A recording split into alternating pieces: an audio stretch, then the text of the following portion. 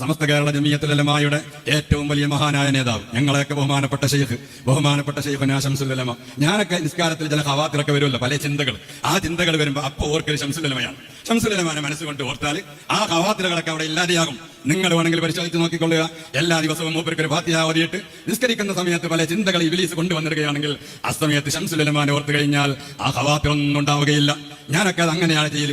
ബഹുമാനപ്പെട്ടവരെ ഓർക്കുമ്പോൾ നമുക്ക് ചെറിയ ഒരു മാനസികമായ അനുഭൂതി നിസ്കാരത്തിൽ കിട്ടും. നിസ്കാരത്തിന് പോലും അള്ളാനെ ഓർക്കാനാ നിസ്കാരമുള്ളത്. ആ സ്ഥാനത്ത് പോലും ശൈഖുനാനെ ഓർക്കാനാ ഇപ്പൊ പഠിപ്പിക്കുന്നത്. അല്ലാഹു ഖുർആനിൽ പറഞ്ഞല്ലോ, നീ നിസ്കാരം നിർവഹിക്കണേ, ലിദിക്രി, എന്നെ ഓർക്കാൻ വേണ്ടി. അള്ളാനെ ഓർക്കാനാ നിസ്കാരം തന്നെ നിശ്ചയിച്ചത്. ആ നിസ്കാരത്തിന് പോലും അള്ളാഹു അല്ലാത്തതിനെ ഓർക്കാനാണ് ഉസ്താദുമാര് പറഞ്ഞു കൊടുക്കുന്നത്. അദ്ദേഹം അങ്ങനെയാണത്രേ. ബാക്കിയുള്ളവരെ കൂടെ അങ്ങനെ ആക്കാനാ ശ്രമിക്കുന്നത്. സഹോദരങ്ങളെ, ഇതൊന്നുമല്ല അഹ്ലുസുന്ന വൽ ജമാഅ.